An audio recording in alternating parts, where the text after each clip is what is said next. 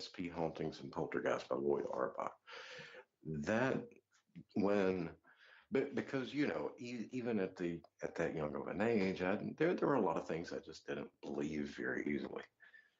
And I remember being 15, reading that book, and it's like, whoa, this clicks. Because I always loved science. I always had that fascination, and here it was. Finally, something was making the two start to kind of connect. And so after that, I started reading every kind of book I could get my hands on, by Michael Persinger, Barry Taff, by Lloyd Arbach, by William Roll, all these amazing authors that have done so much work that sadly a lot of people aren't familiar with. Um, and I did that for several years. I read and studied the heck out of it, but it never went out and investigated till finally when I was 21. I remember going out, and that was my first investigation. And I'm thankful at the time that me and my buddies that went out with me when we decided we were gonna have our little team. I'm kind of thankful that back in those days that camcorders were so ridiculously expensive that we couldn't afford one yet. Because I can remember we're walking through this cemetery. I was terrified. I'm not gonna lie. There I was, just young, dumb kid. Didn't know what I was doing. Never done an investigation before. Didn't know what to expect. Walking through the middle of the cemetery at night with my little micro cassette recorder I picked up for $20 at Radio Shack, and I remember something caught my attention, and when it when it did, I turned around really fast, and I felt claws all of a sudden going down my back. And I just knew at that moment, I thought, well, so this is how I die. I'm here in the middle of the graveyard. That's where they're going to find me. I thought somebody done came up and got me. So I spun around really fast and to, try and see what it was that was killing me before I died, I guess. Um, and when I did, I tripped over, it was so funny. I tripped over a tombstone that was behind me, just about did a somersault, came within a few inches of cracking my head open on the tombstone behind that, all because this demon, as I thought it was at the time, turned out to be just a dogwood tree with a low hanging limb. So there's this I'm whole, sorry, that you know, visual is just oh, fantastic because I can't imagine you reacting like that now. I know that's the thing is, that I definitely didn't start off being this calm and collected and I'm just so thankful that nobody has that on video. Um, but I remember though, after that whole experience, the laughing afterward, we were going back, we're listening to everything that was recorded. And on my little micro cassette recorder, I had one EVP from that night, and it was a male voice that said, "Hey, I'm here." And that was it. 3 words. Just letting you know. And when that happened, when first investigation, that's like I say, you know, one EVP, just 3 little words. "Hey, I'm here." And that was all it took. I was hooked, and I've been doing it ever since. Well, you had your questions answered in that one sentence. Absolutely. So, I mean, despite, running into having an encounter with a demonic dogwood tree that tried to kill me.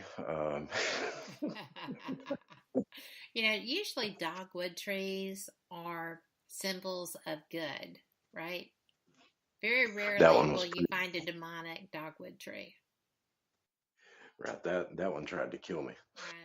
I see that. And but yeah, that's one of those things that, and I don't think had that been my second or third investigation or whatever, I don't think that experience would have stuck with me as much. But that being the first time I ever went out and done it, I think that really just ingrained it that much more into my brain. Well, absolutely. I mean, there's no way that it could not have done that. The first time I was ever leading an investigation, I got my very first ever Class A EVP too. But it Hmm. wasn't that cool. It was just, I was trying to work a camcorder because I had just gotten it and had no idea exactly what I was doing. And Hmm. it was all women on the site, and it was a man who said, "So, are we recording now?" And it was just like, what the heck? So, I was already interested, but that's fascinating because that truly was your answer to the whole reason that you were even there. Hmm. That's so cool. And it's like I say, that was all it took, and here it is, 19 years later, and you know, I'm still doing it and still just as curious. But it's funny. The more that I learn, the more I realize that I don't know. Um, but a very smart person one time said that the way that you know you're doing proper research is when you is not finding the right answers, but asking the right questions. And I think that's what we have to do is we have to make sure that we are asking the right questions. Like I was saying earlier, the paranormal has a lot more to do with living people than it does dead people. I mean, by just a ridiculous margin. And we have to ask ourselves, not, you know, are ghosts just dead people that are lingering around? But maybe ask, what, how is that possible for human consciousness to stick around after the body dies? How, how is a living person capable of imprinting a moment of their life into their environment so strongly that 50, 100, 200 years later it still replays in time? It's that's kind of the way that we have to look at it. And don't be afraid to challenge the old ideas, the old beliefs and superstitions. And a lot of the things that we encounter in the paranormal are purely from old superstitions that predate um, this millennium, or the last millennium, I should say. So, we have to be willing to question everything. And yet, people are so willing not to do that. And Hmm. it's giving up your ideas. It's not allowing what matters to you to come through. And Right. I think that's tragic. Hmm. Yeah, that when you pick a set ideology that you refuse to accept anything outside of, all you're doing is you're putting yourself into a box and limiting yourself. Um, you know, you have to think about it. What if nobody ever said, "Wonder if the Earth really is flat?" Or what? Well, what if nobody ever asked the question, "Are we really the center of the universe?" Well, I don't know about you, but I'm teasing.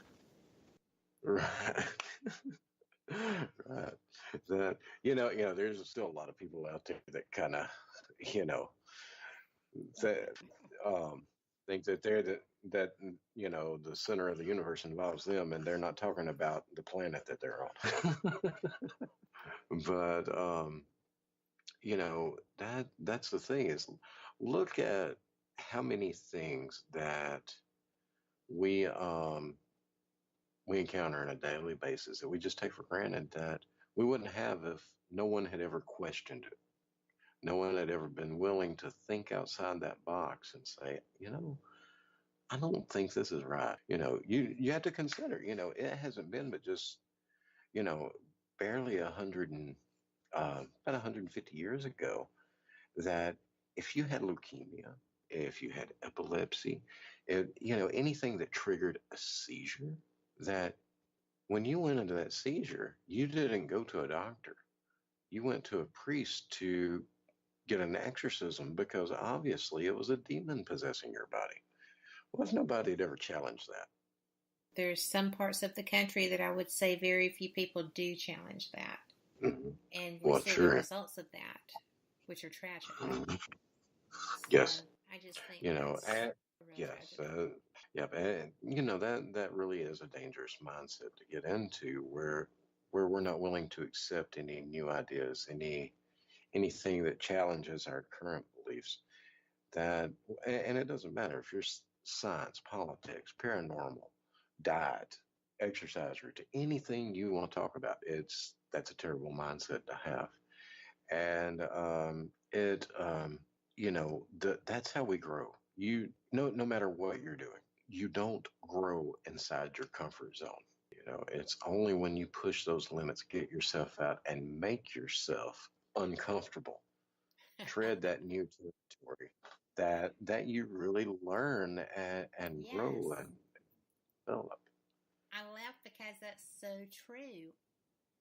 You've had this experience very recently, haven't Very you? recently. Yeah, it seems like it was just moments ago. But, in all seriousness, that's when skills start to develop also. If you are aware of your environment, if you're sensitive to energies, if you know things that you don't feel you should, if you recognize situations you've never been in, you have to step out of what is considered the real world, okay?